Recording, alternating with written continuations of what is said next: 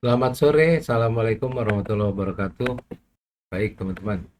Ini kita lanjut ke sesi 6 ya. Mohon maaf saya agak terlambat mengupload video gitu ya. Tapi sebelum mulai ke sesi 6, saya ingin bahas dulu sedikit, walaupun nanti kita ulang lagi ya di sesi ketujuh mengenai cara perhitungan valuasi sesuai dengan case kita yang terakhir ya, dari Disney Corporation. Jadi eh, yang perlu saya remind ini sebetulnya adalah rumusan ini ya. Ini rumusan ini nanti menjadi kunci waktu kita menghitung em, apa namanya value dari perusahaan. Karena di sini dari case yang kemarin, seingat saya tidak menyebutkan tuh, tidak menyebutkan berapakah, berapa R gitu, dan kita perlu menentukan growth rate gitu ya.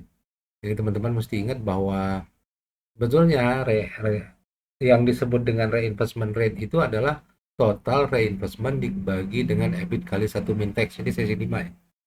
Jadi berapa em, bagian dari cash flow yang diinvestasikan kembali dalam perusahaan. Nah, total reinvestment sendiri itu adalah seperti kita menghitung cash flow ya. Cuman ini agak terbalik. Kalau di cash flow itu kan FCFF ya.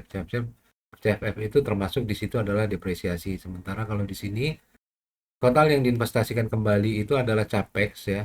Ini total investasi yang dilakukan perusahaan, capital expenditure, dikurang depresiasi, dikurang net non cash net working capital. Jadi laba bersih apa namanya modal kerja bersih net ya, non cash.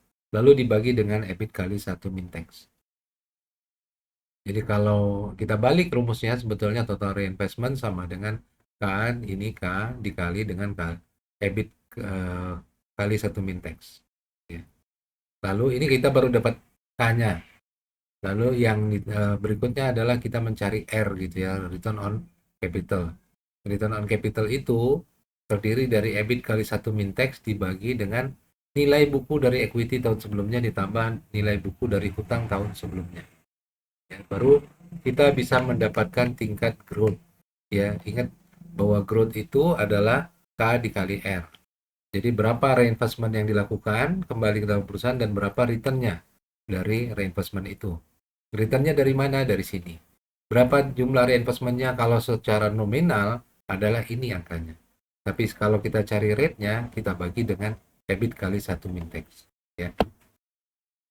Oke, ini saya lanjut ke case-nya ya. Nah, di sini di case-nya Disney ini gitu ya. Ini sudah disebutkan ini ada beta, lalu ada D per E gitu ya.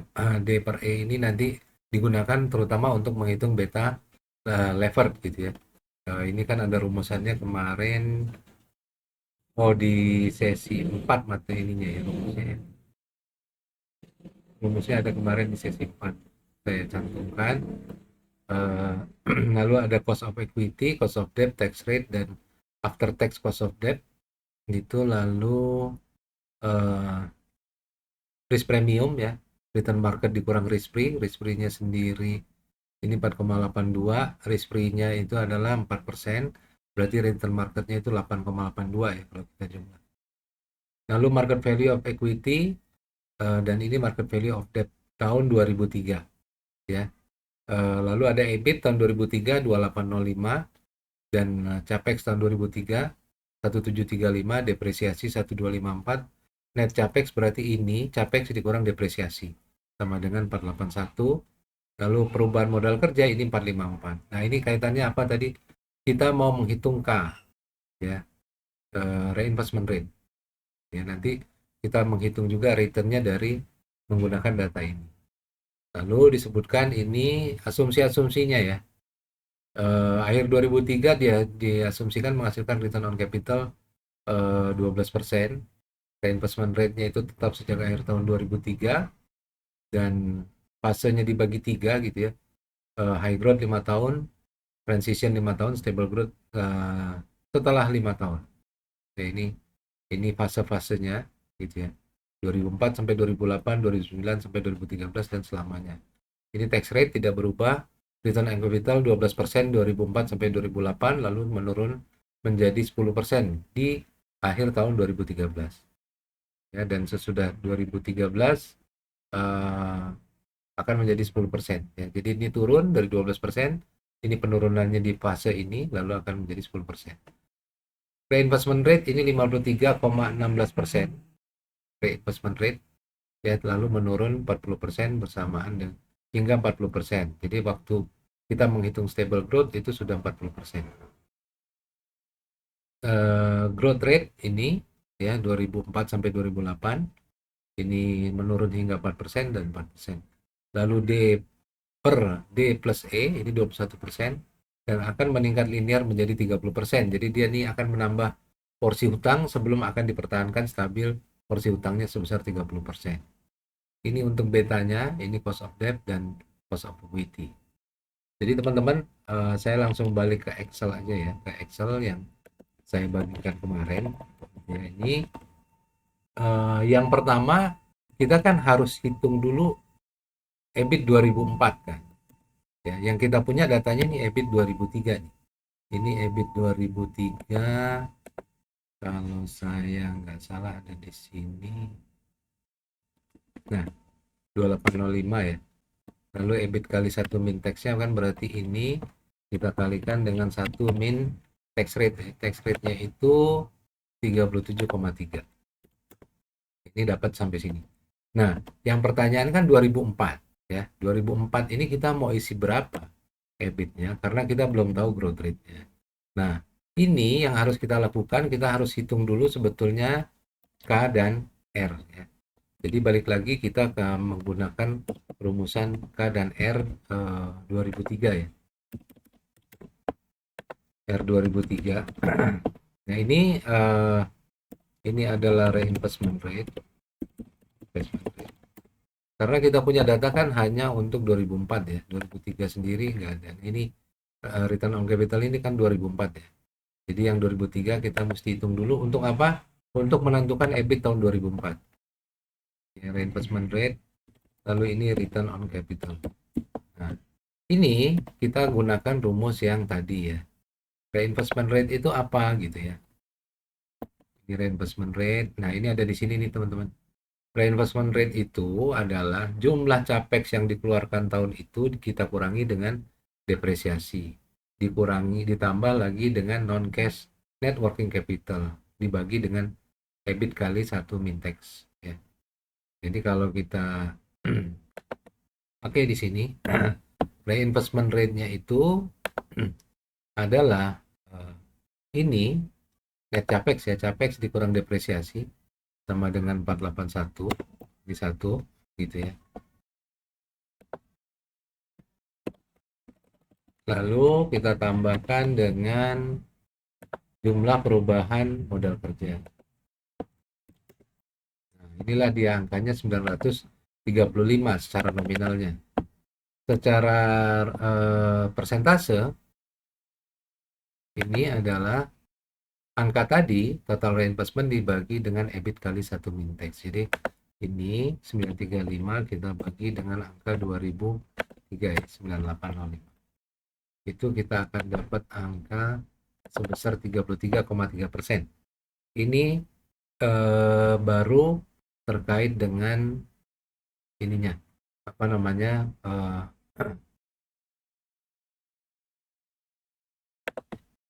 EBIT kali 1 min tax, sorry salah saya ini kita dibagi 53,16%. Kan tadi saya pakai ini ya, sebelumnya saya pakai ini, pakai EBIT ya, harusnya pakai EBIT 1 min tax. Lalu sekarang return on capital. Return on capital itu rumusannya balik lagi. Return on capital adalah EBIT kali 1 min tax dibagi book value tahun sebelumnya ditambah book value equity dan book value debt tahun sebelumnya. Berarti book value equity dan debt tahun 2002 ya. Balik lagi ini book value equity tahun 2002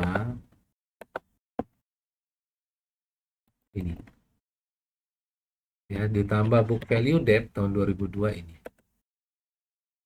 Di total 39762. Nah, ini sesuai rumusan EBIT dikali 1 min tax dibagi dengan ini. Ini eh, return on capital ya. Jadi kalau ini kita cari sekarang EBIT kali 1 min tax kita bagi dengan book value. Sekitar 4,4%. Nah, berarti growth rate ya 2003 ya. Ini semua 2003.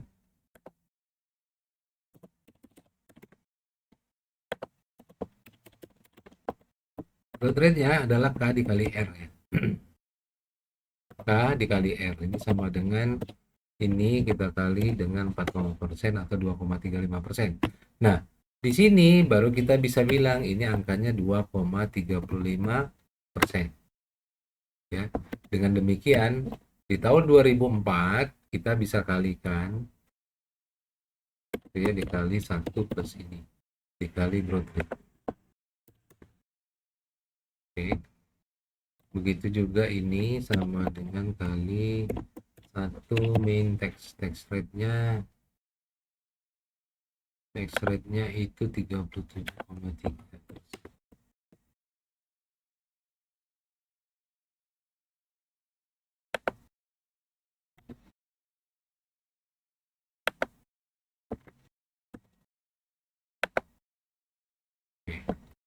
Nah, sekarang kita udah dapat nih untuk apa namanya, EBIT kali 1 min tax ini kita tarik ke bawah ya teman-teman. Kita tarik ke bawah. Pertanyaan berikutnya adalah growth rate ya. Growth rate ini kita balik ke soal.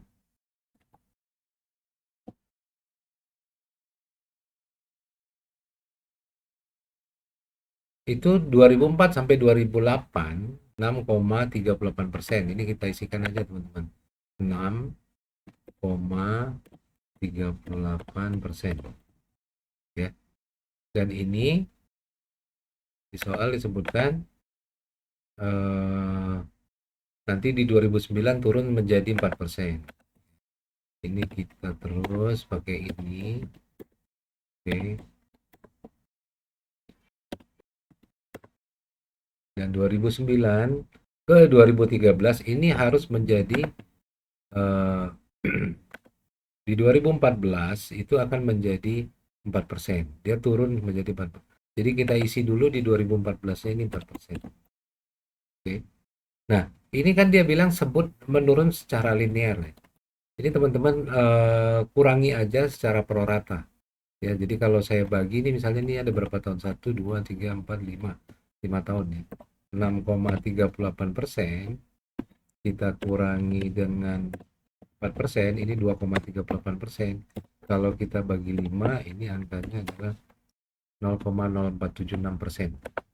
Ini penurunannya setiap tahun. Berarti ini angka ini kita kurangi dengan ini. Ya, angka ininya kita buat fix gitu ya. 0,48%. Supaya dia menurun secara linear menjadi 4%. Oh sorry, ini mestinya 4% di sini ya. 6,31234,5. Ini bukan 5. Tapi kita bagi dengan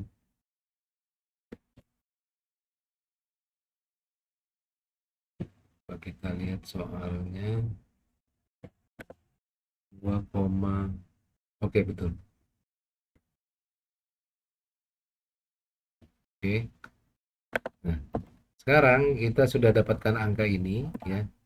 Angka ini kita tarik ke bawah. Tarik ke bawah.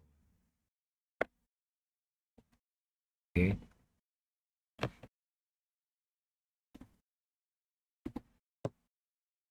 Dan ini rumusan ini juga kita tarik ke sini. S4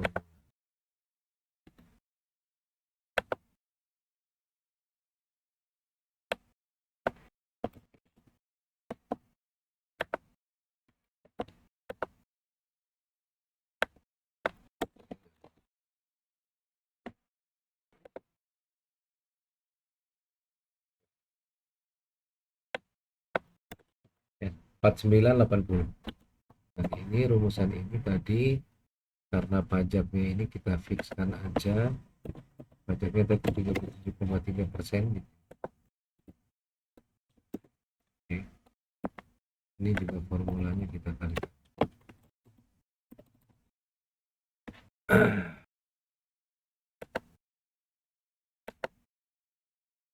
Oke, kita balik lagi sekarang. ROC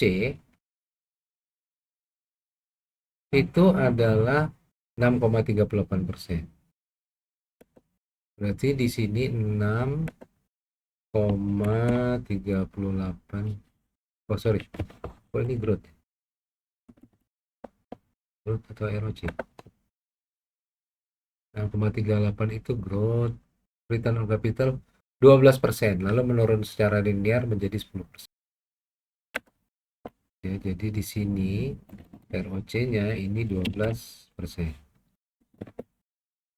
sampai 2008 ya. Sampai periode 2008, lalu dia akan turun hingga menjadi, kalau kita lihat di sini, menjadi 40% ya. Sesudah itu akan menjadi 40%.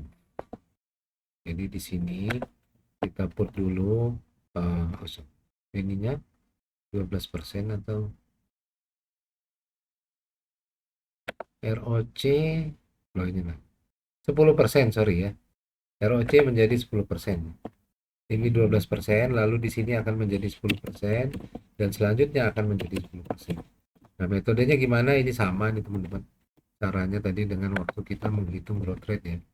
Dia menurun secara linear, berarti selisihnya, saya bawa sini aja.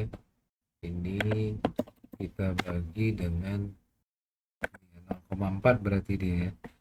Dari 12% ke 10%, dan kita bagi dengan 5. Berarti dia akan turun 0,4, dan ini kita bisa buat dikurang angka ini. Nah, ini kita buat fix gitu.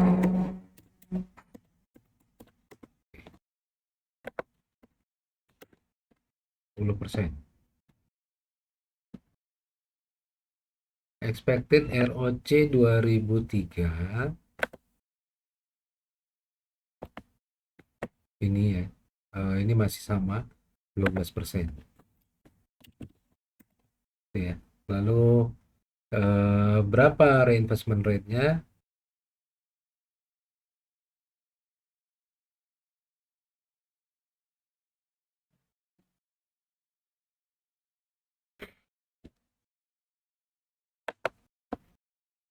Reinvestment rate-nya itu adalah K dikalikan dengan G.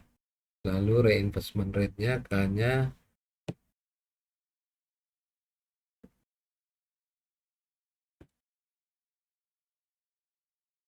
dikalikan dengan R. Total reinvestment-nya itu 935. Kita lihat reinvestment rate-nya itu 53,16 jadi 40 ya. Jadi 40, ini belum termasuk ya. Berarti dari ini kita lihat reinvestment rate ya 53,16 2004, lalu jadi 40. 53,16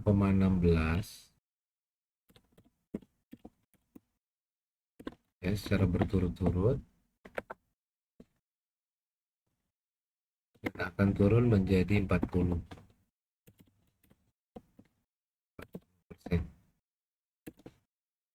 Ya. Ini caranya sama karena dia turun secara linear gitu. Akan turun secara linear.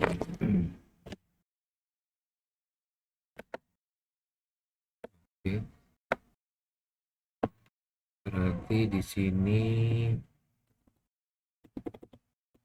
kita ubah ini menjadi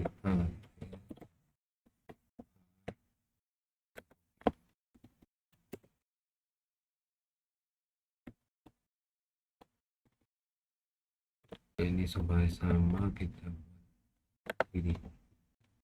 Oke ya, sampai sini udah dapat.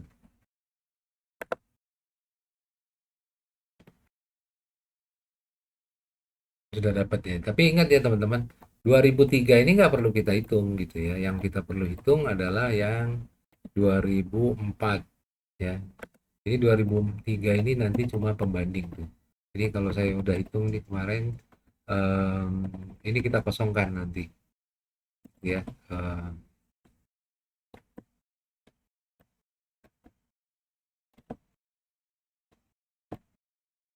oke. Terus saya balik ke sini, return on capitalnya ini rupanya salah ya teman-teman ya, bukan 12 tapi tadi udah kita hitung nih 4,4 gitu ya. Reinvestment rate kita anggap sama tadi ya, 2003 itu 53,16%. Nominal reinvestment adalah K dikali dengan EBIT kali 1 min tax. Berarti kalau nominal reinvestment K ini kita kalikan dengan EBIT kali 1 min tax. Kita tarik ke bawah, formula, paste formula.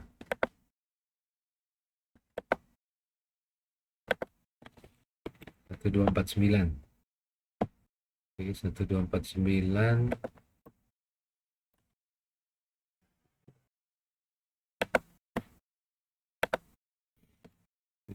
3173 1268. Ini saya nggak salah itu. Kita lihat ininya 1268 934,9. Oh, ada kesalahan di sini. Kenapa ini 994,6? Itu 871 kali 53.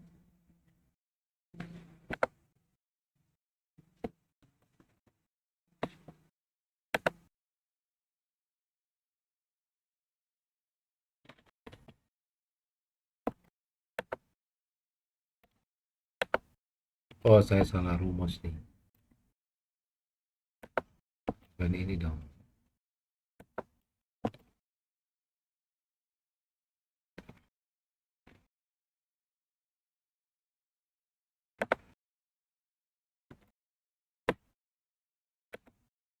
Ini 10 kan pajak ya, 2984 ya.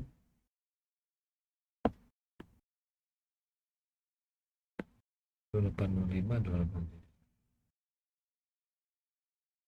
Oh iya, ini saya salah ambil ini. Bukan diambil D6 tapi diambil dari sini. Ya.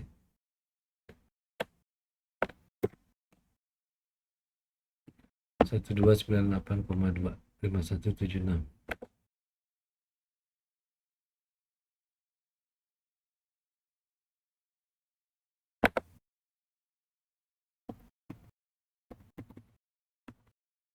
Sampai tahun 2008 itu 3821.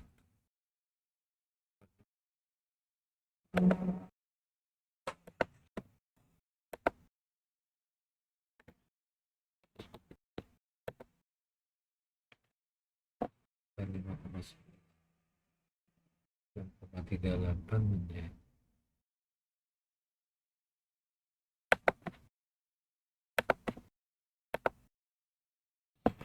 Salah rumus dari pertama ya. Jadi mesti kita rumusnya harus mengikuti yang ini.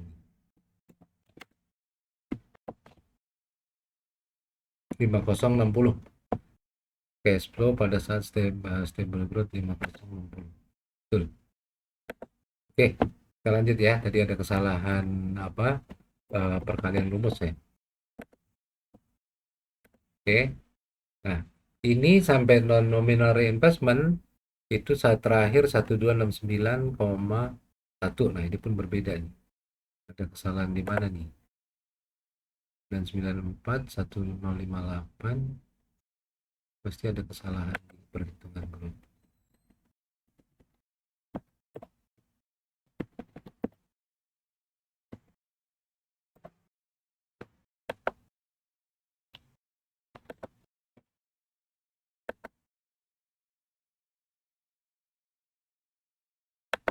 871 dikali 53, sama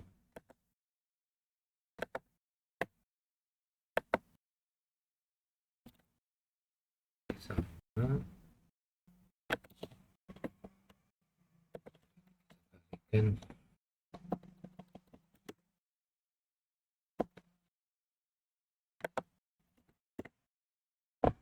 269.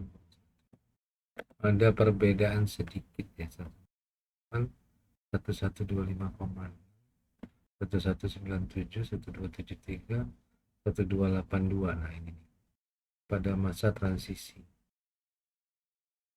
4047, 2537.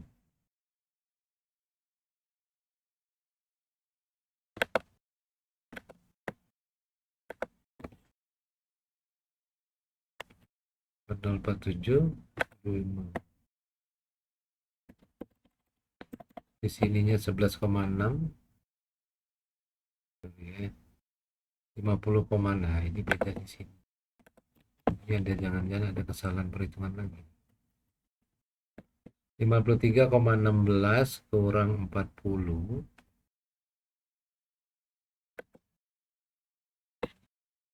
24, 2,63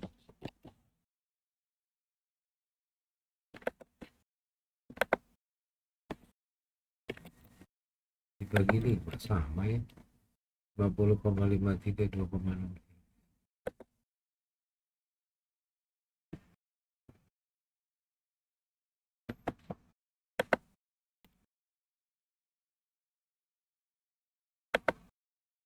Dua koma enam tiga ini juga 2,63.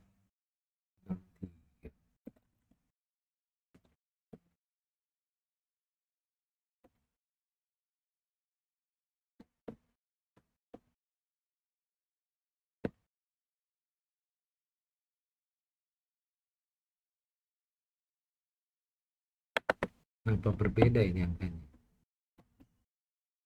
53,16 kita kurangi dengan 2,63.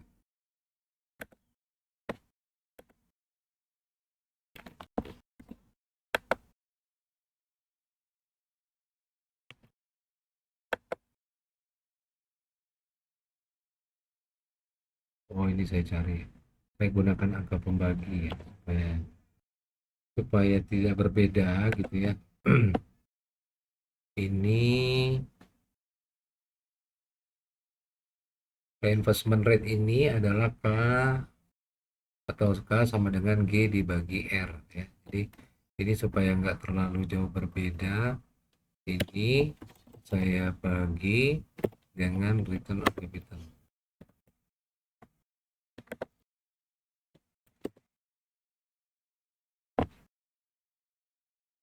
Ya, ini masalah pembulatan aja ya teman-teman ya.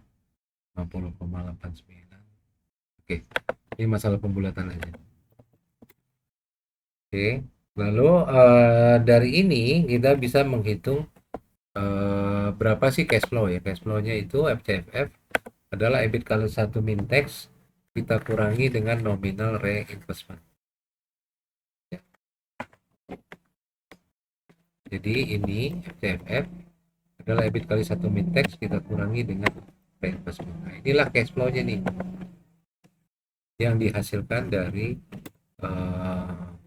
bisnisnya Disney gitu ya.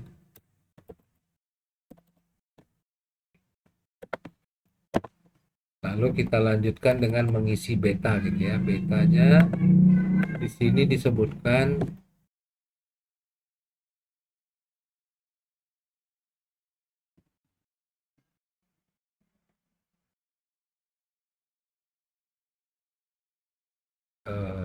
beta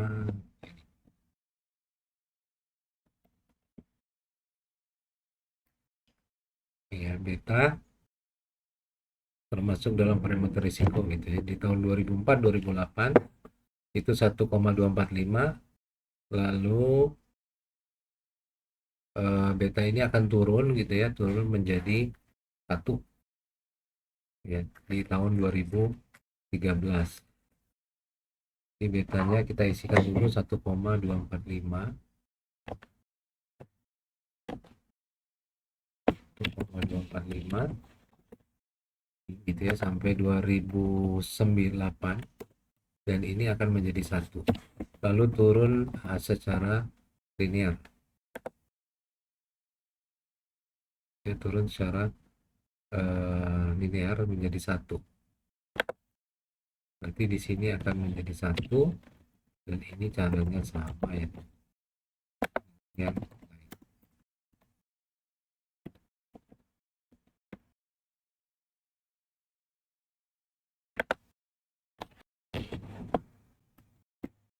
Ini kita bisa kurangi dengan ini.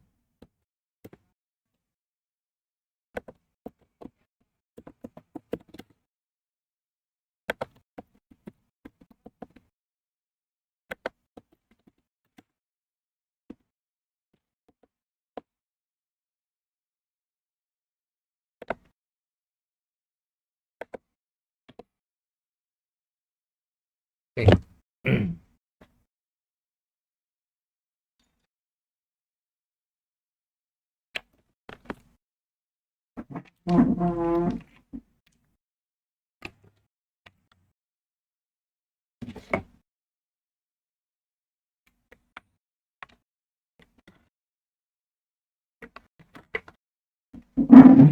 Ya, asumsi mengenai risk free.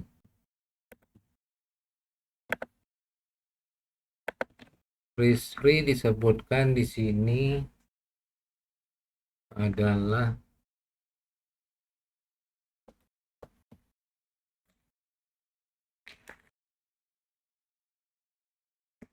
tetap ya 4%. Risk premiumnya 4,82%.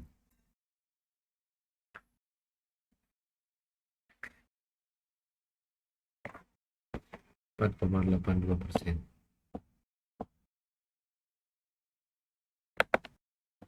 Jadi kalau kita isi di sini 4%, dan ini 4,82%. Ini dari soal ya.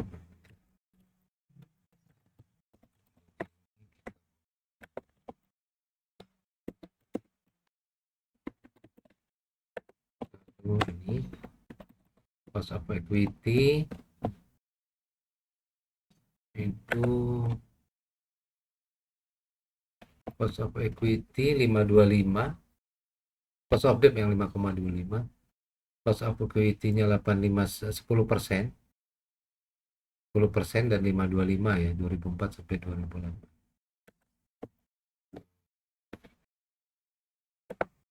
10% cost of equity, cost of debt 525. 5,25. 10%. Ini 5,20%.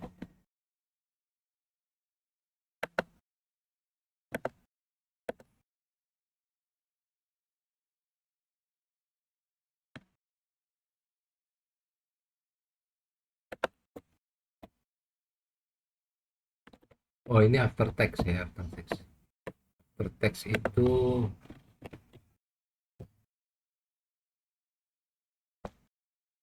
kita hitung cost of equity-nya dulu ya. Cost of equity ini pertama ini berarti kamu ini 5,25.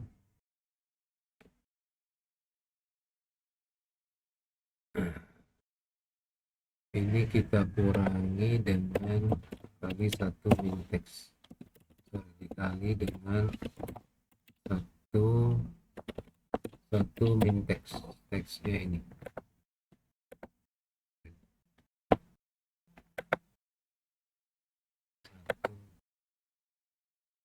tax rate.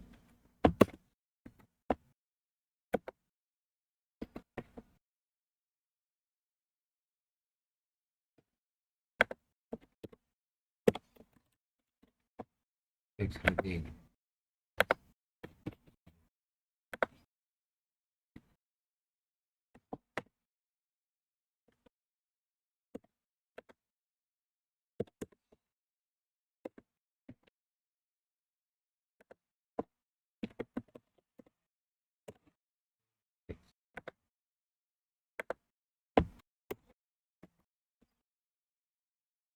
Ini berlaku sampai 2000 8.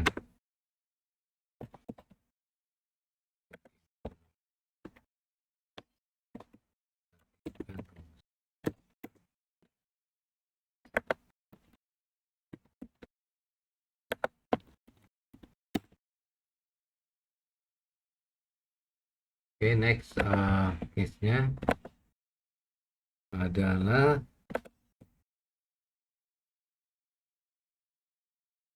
cost of debt tetap 525, cost of debt tetap 525, cost of equity turun menjadi 8,82.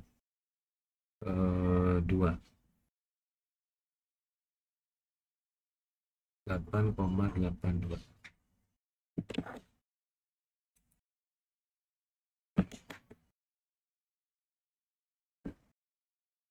Cost of debt-nya tetap 525. Ini berarti after tax cost of debt-nya akan tetap.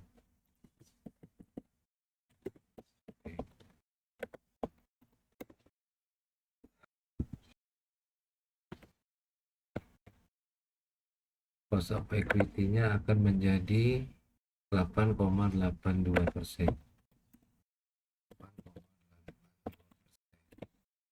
Di sini juga 8,82%. Ini kita pakai cara yang sama ya, sebagai pengurang.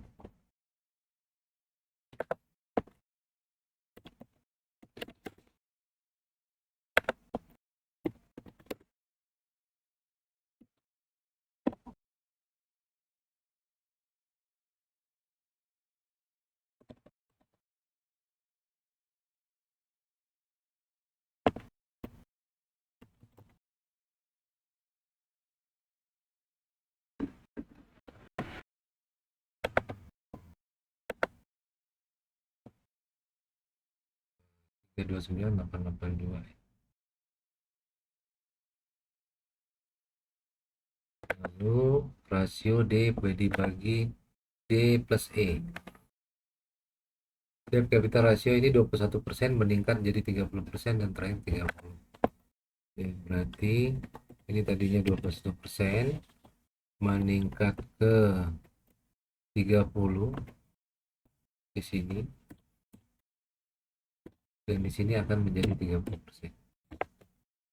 Ya, ini caranya sama.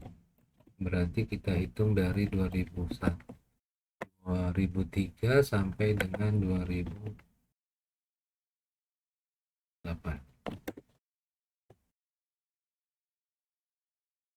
Dan ini sebagai pengurang.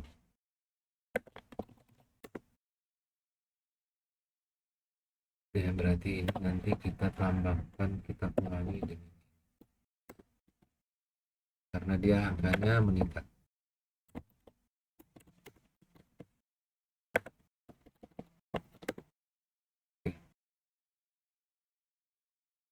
Berarti E dibagi D plus E ini tinggal kita kurangi ya. 1 kita kurangi 20.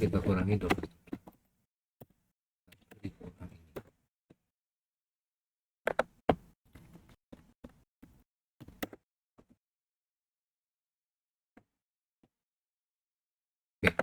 Ini karena waktunya udah 1 jam, hampir udah ini ya, udah lebih 1 jam ya. Jadi saya stop dulu, nanti kita lanjutkan ke sesi 7 ya. Saya mau masuk dulu ke sesi 6 karena ini mengejar waktu gitu ya, teman-teman. Tapi sementara mungkin ini bisa jadi acuan, teman-teman bisa selesaiin, nanti kita kita bahas di sesi 7 ya, di minggu depan. Oke. Saya masuk dulu ke sesi 6 sekarang ya. Ya.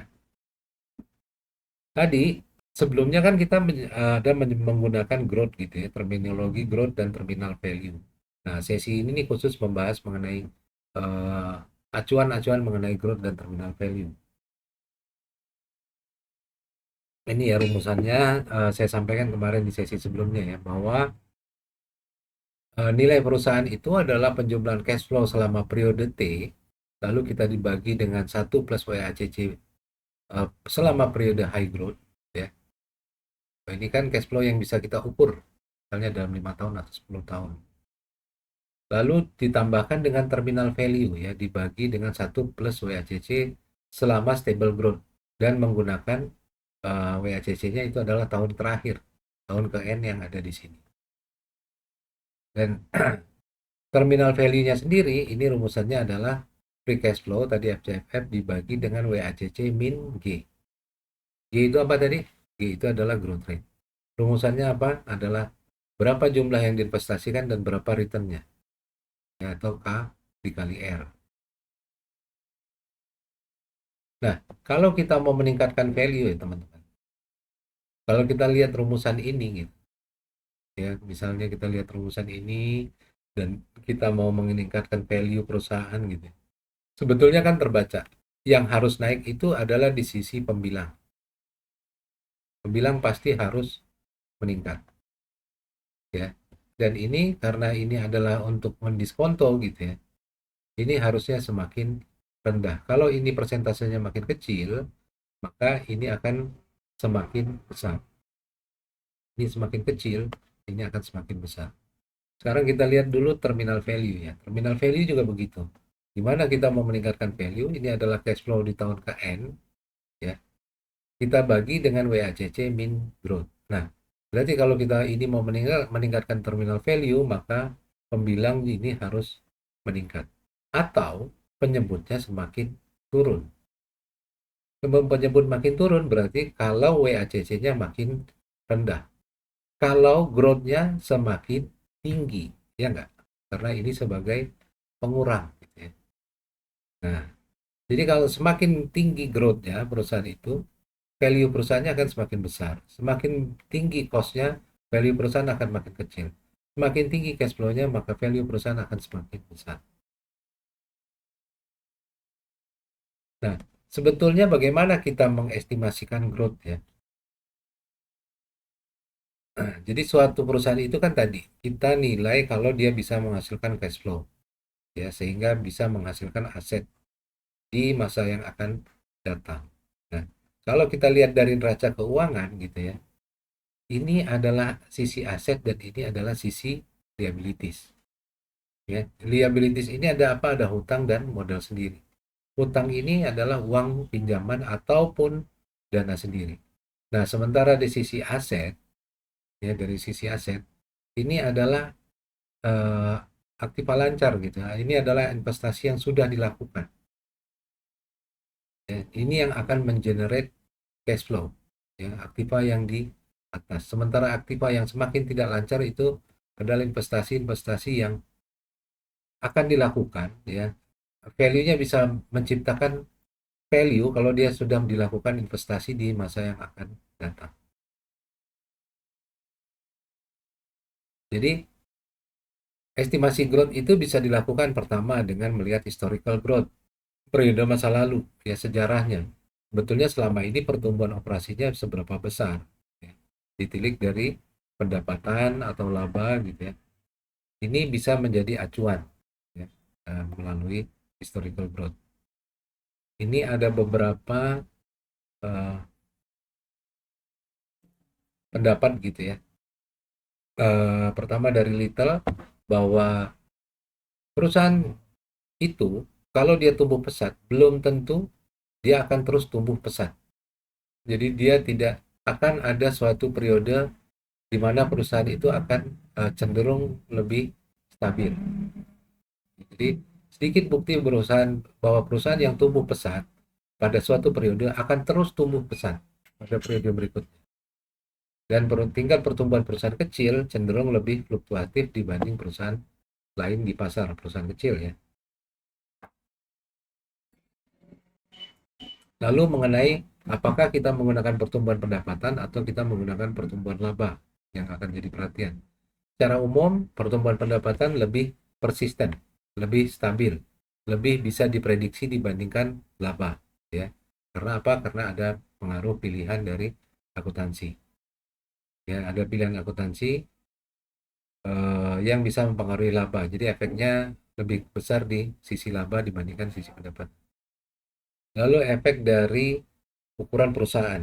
atau firm size ya. Jadi semakin besar sebetulnya perusahaan, karena growth itu diukurnya dalam persentase, maka akan semakin sulit bagi perusahaan itu untuk tumbuh dengan persentase yang sama gitu ya. Semakin besar dia, maka akan semakin sulit untuk mempertahankan tingkat pertumbuhan historis ya, kalau dia pertumbuhannya sudah berlipat ya.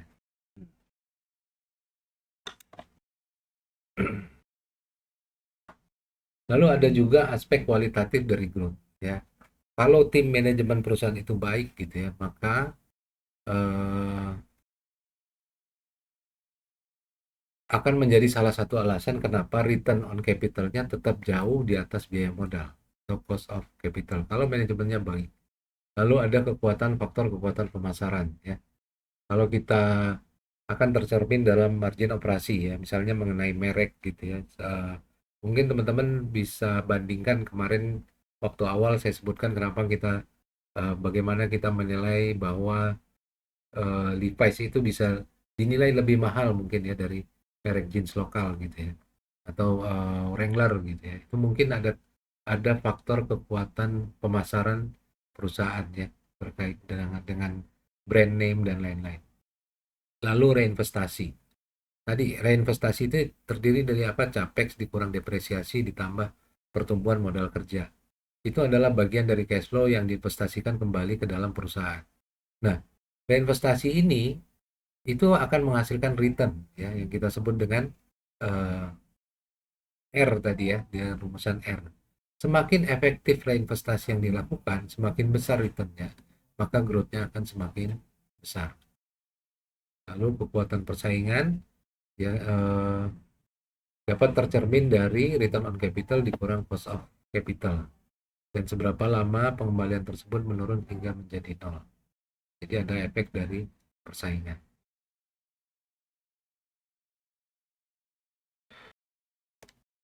Lalu mengenai terminal value ya, itu kan di situ ada faktor growth ya. Sebetulnya berapa lama eh, investasi yang dilakukan perusahaan itu menghasilkan keuntungan yang tinggi ya. Jadi ada dua pendekatan ya. Pendekatan yang pertama adalah going concern. Yang going concern ini bahwa perusahaan ini akan terus memberikan cash flow selamanya ya. Tapi semakin tumbuh perusahaan itu akan semakin sulit untuk mempertahankan pertumbuhan tinggi atau high growth, dan pada akhirnya akan mencapai tingkat pertumbuhan yang sama dengan perekonomian di mana dia beroperasi. Nah, ini ingat teman-teman ya, bahwa pada periode stable growth, pertumbuhannya tidak mungkin lebih tinggi dari pertumbuhan perekonomian di mana dia beroperasi. Jadi kalau kita mengasumsikan itu waktu stable growth, kita tidak bisa mengasumsikan lebih tinggi dari pertumbuhan perekonomian ya. Ini pada periode stable growth. Sedangkan pada pendekatan liquidation value, ini asumsinya perusahaan ini nantinya tidak bertahan ya. Jadi berbeda dengan going concern, tidak bertahan dan akan tetap dilikuidasi di suatu saat nanti. Jadi cara terbaik untuk hal ini akan dilakukan penilaian secara likuidasi. Nah, ini kalau kita menggunakan nilai likuidasi ya, pendekatan likuidasi. Kita menggunakan nilai buku dari perusahaan itu yang dilikuidasi berapa, nilainya saat itu adalah nilai buku dari aset saat ini ditambah dikalikan dengan 1 plus persentase inflasi dipangkatkan dengan rata-rata umur dari aset tersebut. Ya, misalnya kalau misalnya satu perusahaan nilai buku asetnya 10 tahun mendatang diperkirakan 2 miliar, umur rata-rata aset 5 tahun dengan tingkat inflasi 3%, maka nilai likuidasinya adalah 2,319%. Kita menggunakan rumusan ini.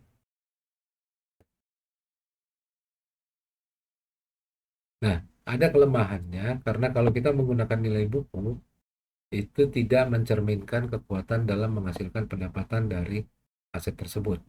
Nah, alternatifnya adalah kemampuan dia memberikan cash flow, ya, memberikan cash flow dan kita diskontoskan kembali gitu ya, secara anuitas. Misalnya suatu aset bisa menghasilkan 400 juta cash flow setelah pajak selama 15 tahun ya, setelah terminal year. Dan cost of capital 10%, maka nilai likuidasi dari aset itu adalah kita perhitungkan seperti ini ya. Jadi kita menghitung dengan rumusan present value dari anuitas ya. Tabelnya saya lampirkan di belakang, tapi rumusannya adalah seperti ini ya. Ini adalah I-nya, ini adalah cost of capital, PMT-nya ini adalah payment yang di pembayaran per periodenya ya. Eh, Dalam hal ini adalah 400 juta tiap tahun. Nah, ini nilainya kalau dia dihitung secara cash flow adalah 3,042 miliar dolar. Sementara kalau case ini nilai di likuidasi, tapi tidak mencerminkan kemampuan dia menghasilkan cash flow.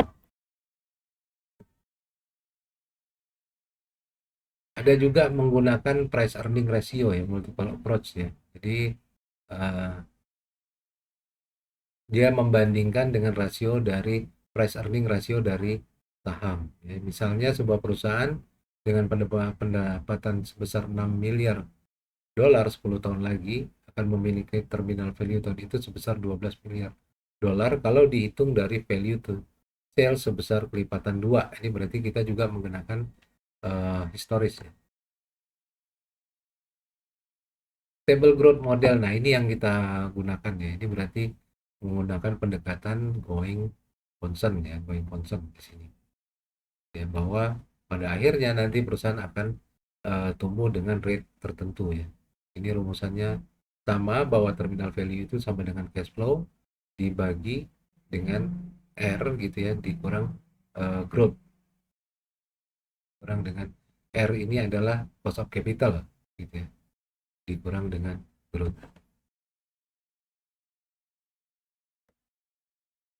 Nah, tapi untuk batasan stable growth ini ada untuk stable growth model ini ada beberapa batasan ya. Yang pertama adalah lokasi di mana perusahaan beroperasi ya.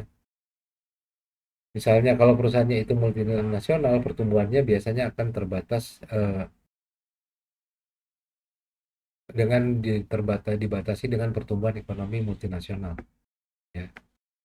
Jadi karena dia beroperasi di skala domestik, jadi kadang-kadang akan terbatas di negara-negara tertentu gitu ya. Misalnya ada perusahaan yang beroperasi di Amerika dan di Indonesia, mungkin pertumbuhannya ekonominya lebih tinggi di Indonesia, justru di Amerika yang akan terbatas. Lalu pertumbuhan nominal dan pertumbuhan real. Jadi waktu kita memperhitungkan ini sama seperti kita menganalogikan waktu menghitung suku bunga nominal versus suku bunga real. Kalau menggunakan pertimbangan pertumbuhan real, seharusnya itu akan lebih rendah dari pertumbuhan nominal. Lalu yang terakhir adalah mata uang yang digunakan ya, karena eh, kalau perusahaannya itu berada di negara yang dengan inflasi tinggi, maka stable growth-nya bisa menjadi lebih tinggi karena ada perkiraan inflasi gitu. Nah, ini contoh gitu, contoh pertumbuhan Google by region gitu ya. Revenue-nya Google by region. Kalau kita lihat di Amerika dia mungkin tumbuh lebih tinggi gitu ya dibandingkan dengan pertumbuhan di Eropa ataupun di Asia Pasifik.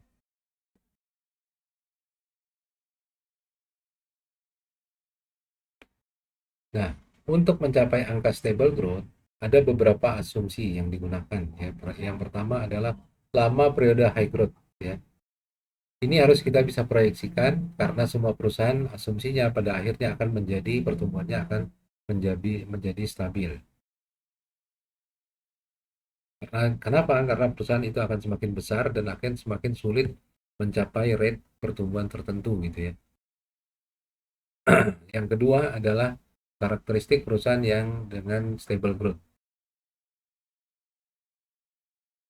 Perusahaan dengan stable growth itu biasanya berbeda dengan perusahaan yang pertumbuhan tinggi ya. Terutama kita bisa mengharapkan perusahaan yang memiliki pertumbuhan stabil memiliki risiko lebih rata-rata, dan memiliki risiko rata-rata itu menggunakan lebih banyak utang dan memiliki excess return yang lebih rendah dan melakukan reinvestasi lebih dikit. Itu adalah ciri-ciri perusahaan yang dengan karakteristik stable growth. Jadi reinvestasi lebih sedikit, lalu banyak menggunakan hutang.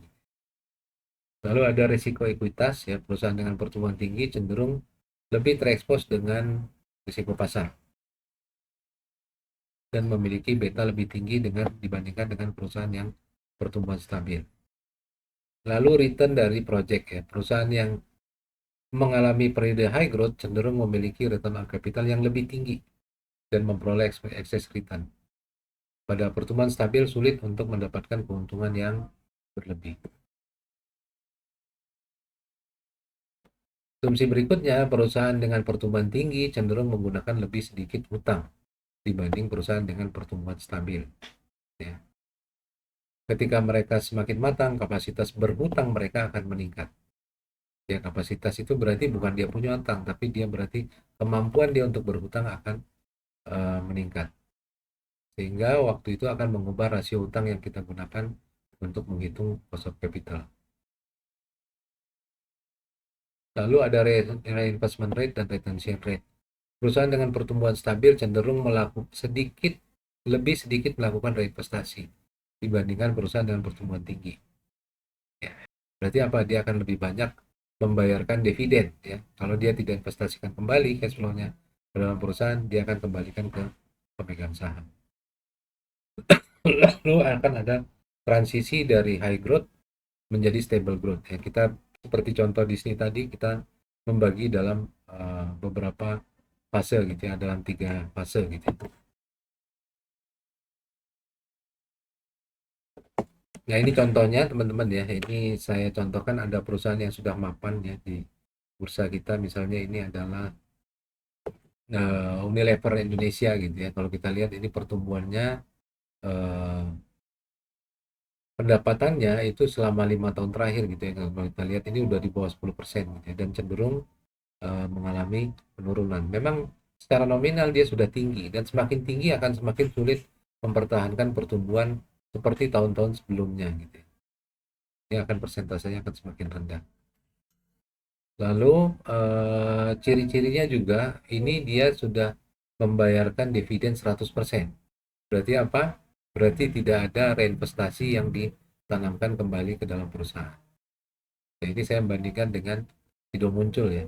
Ini dividen yang dibayarkan Sido Muncul itu berkisar antara 86 dengan 81 sampai 100%, sementara Unilever hampir 100% selalu membagikan cash flow-nya. Lalu kecenderungan berhutangnya juga, kalau kita lihat ini bahwa total liabilitasnya Unilever itu semakin lama semakin meningkat. Dan profit margin itu adalah laba bersih gitu ya, laba bersih dan profit margin kita bagi dengan total revenue. Ini angkanya sekarang semakin turun menjadi 15%. Ini kita bisa bilang bahwa perusahaan ini sudah mulai mengalami periode stable growth. Ya.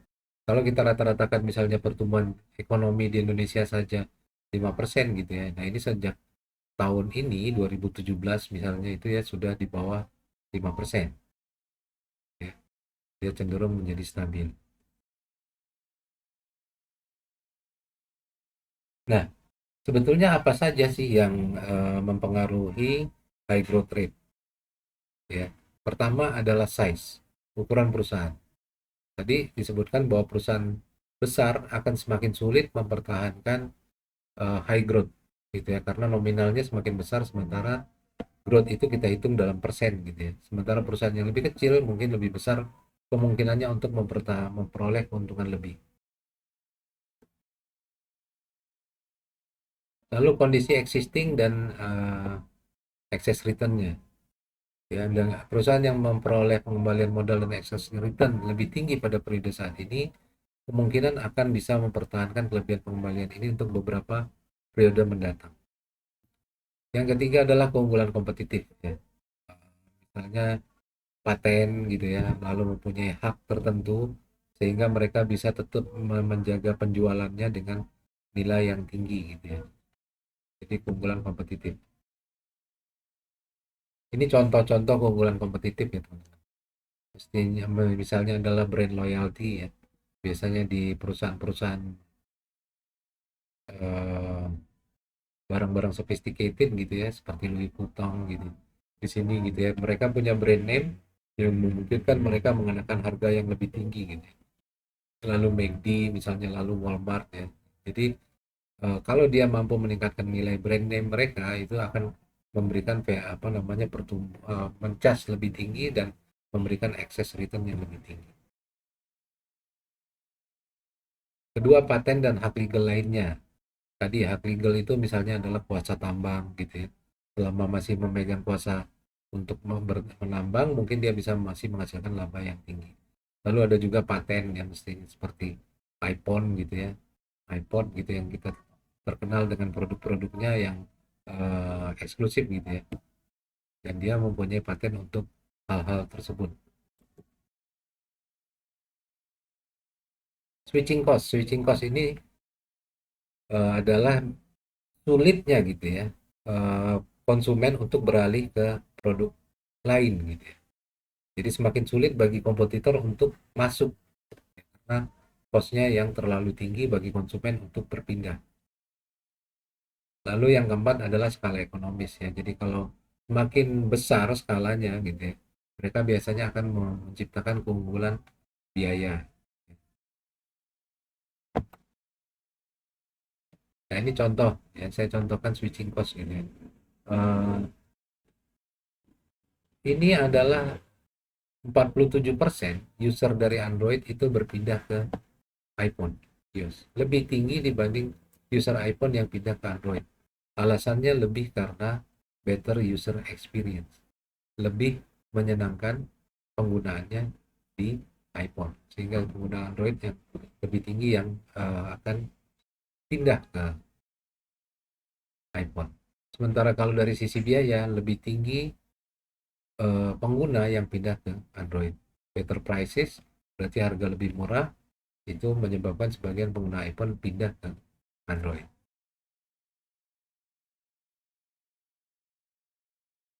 Ini contoh untuk skala ya. Kalau kita bandingkan misalnya untuk kapal tanker gitu ya, kapal tanker eh, bahwa semakin besar gitu ya kapalnya sebetulnya, eh, maka kapasitasnya juga akan semakin besar dan mungkin biayanya tidak berbanding dengan kapasitasnya gitu ya. Contohnya di sini kapal tanker yang awal-awal itu memuat 500 sampai 800 teus gitu. Apa namanya kontainer gitu ya. Sementara saat ini bisa memuat 11.000 sampai 14.500 teus.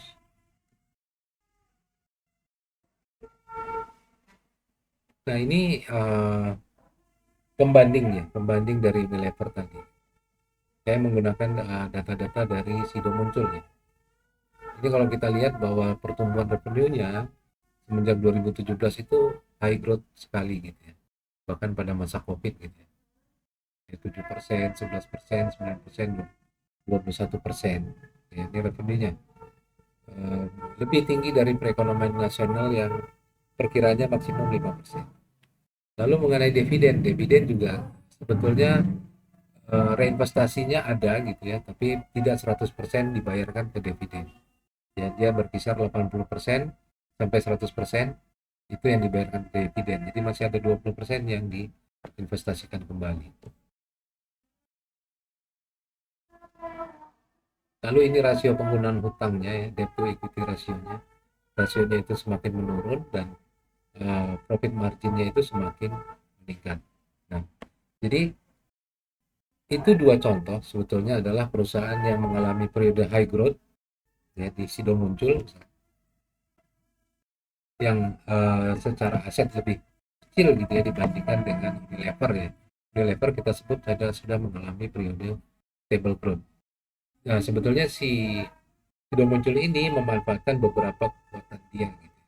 Teman-teman bisa baca gitu ya, ada artikelnya ini saya lampirkan linknya, silakan dibaca kenapa Sido Muncul bisa mengalami periode high growth. Ya, sebetulnya dia punya keunggulan kompetitif dalam memperoleh suplai bahan. Ya. Jadi saya kira itu untuk sesi 6 ini ya teman-teman. Saya sudahi, nanti kita lanjut di sesi 7 untuk menyelesaikan tugas Disney tadi dan kita review pembahasan dari sesi 1 sampai dengan sesi 6. Saya kira cukup untuk hari ini. Terima kasih. Assalamualaikum warahmatullahi wabarakatuh.